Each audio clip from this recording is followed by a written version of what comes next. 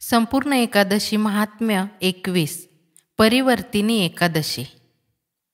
युधिष्ठिराने विचारले, हे श्रीकृष्णा, भाद्रपद महिन्याच्या शुक्ल पक्षातील एकादशीचे नाव काय? तिची देवता कोणती? व्रताचा विधी कसा आहे व हे व्रत केल्याने काय पुण्य मिळते? सर्व सांग। श्रीकृष्ण म्हणाले, हे धर्मराजा, ही स्वर्ग व मोक्ष मिळवून देणारी महापुण्यकारक वामन एकादशी आहे। याच एकादशीला जयंती एकादशी असेही नाव आहे। शिवाय आषाढी एकादशीला झोपी गेलेले भगवान या एकादशीच्या दिवशी एका कुशीवरून दुसऱ्या कुशीवर वळतात, म्हणून या एकादशीला लोक परिवर्तिनी एकादशी असेही म्हणतात। अशा या एकादशीचे महात्म्य मी तुला सांगतो, ते ऐक। या एकादशीची कथा ऐकल्यानेही सर्व पापांचा नाश होतो। या एकादशीचे व्रत सर्व पापी लोकांच्या पापाचे शमन करते। ही एकादशी मोक्ष मिळवून देणारी आहे, म्हणून ज्याला मोक्षाची इच्छा असेल त्याने हे व्रत केले पाहिजे। माझे भक्त व वैष्णव यांनी तर हे व्रत अवश्य करावे। या एकादशीचे दिवशी जे वामनाची पूजा करतात ते जणू तिन्ही लोकांची पूजा करतात। अशी पूजा करणारे लोक शेवटी विष्णूच्या निकट जाऊन राहतात। जो या जयंती एकादशीचे दिवशी कमलासारखे नेत्र असलेल्या वामनाची पूजा करतो व त्यावेळी कमळे अर्पण करतो, त्याला सर्व जगाची पूजा केल्याचे आणि सनातन देव ब्रह्मा, विष्णू, महेश या तिघांचीही पूजा केल्याचे फळ मिळते। हे व्रत केल्यानंतर सर्व त्रैलोक्यात दुसरे काही कर्तव्य शिल्लकच उरत नाही। युधिष्ठिराने विचारले, हे जनार्दना, माझ्या मनात एक मोठी शंका आहे। तू या चातुर्मासात कशासाठी झोपतोस आणि या एकादशीच्या दिवशी का म्हणून एका कुशीवर वळतोस? तू तर देवांचा देव आहेस, मग बळीला तू बंधनात कशासाठी टाकलेस? सर्व सविस्तर सांगून माझी शंका दूर कर। श्रीकृष्ण म्हणाले, राजश्रेष्ठा धर्मराजा, पापाचे हरण करणारी कथा मी सांगतो, ती ऐक। पूर्वी त्रेतायुगामध्ये बळी नावाचा दैत्य होता। तो माझी नित्यपूजा करीत असे। तो केवळ मतपरायण असून माझा अनन्य भक्त होता। तो माझ्या नामाचा मंत्र जपत असे आणि विविध प्रकारची सुक्ते म्हणून माझी भक्ती करीत असे। तो ब्राह्मणांचा पूजक होता आणि नित्य यज्ञकर्म करण्यात त्याने मन घातले होते, परंतु तो इंद्राचा द्वेष करीत असे। मी इंद्राला दिलेला स्वर्गलोक त्याने जिंकला। त्या महात्म्या बलीने हा सर्व भूलोकही जिंकला होता।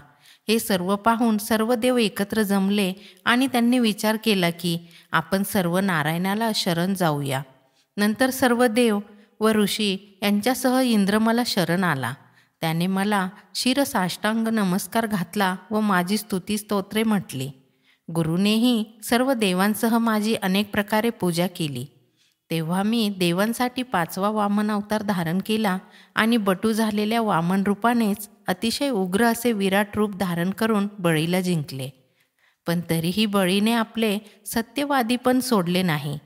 मी पुन्हा ब्रह्मांड रूप घेतले आणि बळीचे सर्वस्व हरण करून ते इंद्राला दिले आणि बळीला पाताळाचे राज्य दिले। युधिष्ठिराने विचारले, देवाधिदेवा, तू वामन रूप धारण करून बलीला कसे जिंकलेस? मी तुझा भक्त आहे, म्हणून ती कथा मला सविस्तर सांग।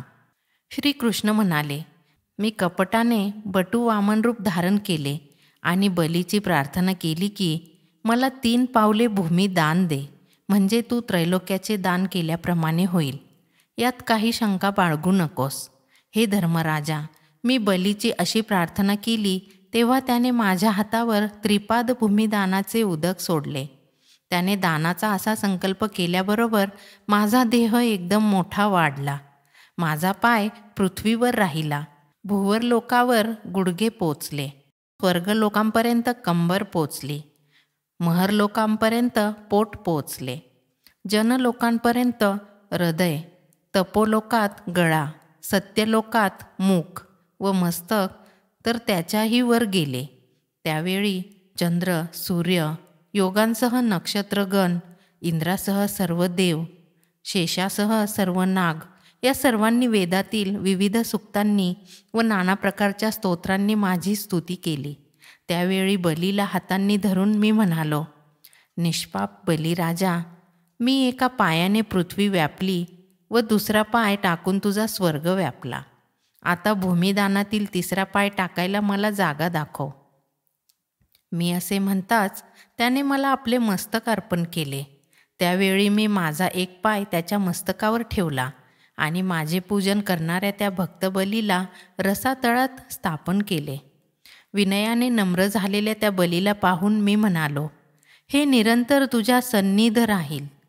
धर्मराजा, मी त्या भाग्यशाली बलीला, विरोचनाच्या पुत्राला असे वचन दिले म्हणून शयनी एकादशीपासून कार्तिकी एकादशीपर्यंत माझी मूर्ती बलीच्या जवळ पाताळात राहते व दुसरी मूर्ती श्रेष्ठ क्षीरसागरात शेषाच्या आसनावर झोपते. ती मूर्ती भाद्रपद महिन्याच्या शुक्ल पक्षातील एकादशीला एका कुशीवरून दुसऱ्या कुशीवर वळते. हे राजा, या परिवर्तिनी एकादशीचे व्रत सर्वांनी प्रयत्न करून केले पाहिजे, कारण ही एकादशी महापुण्यकारक, पवित्र आणि पापांचा नाश करणारी आहे.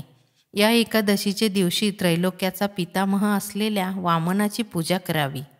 चांदी, तांदूळ व दही यांचे दान करावे. रात्री जागरण करावे. राजा, हे व्रत केल्याने मनुष्याला मुक्ती मिळते. जयंती एकादशीचे हे कल्याणकारक, पाप नाहीसे करणारे, भोग व मुक्ती देणारे व्रत जो मनुष्य करतो तो स्वर्गलोकाला जातो आणि चंद्राप्रमाणे तेजपुंज होऊन शोभतो. सर्व पापे हरण करणारी या एकादशीची कथा जो ऐकतो त्याला 1000 अश्वमेध यज्ञाचे फळ मिळते.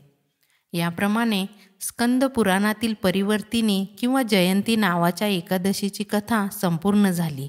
श्री कृष्णार्पणमस्तु.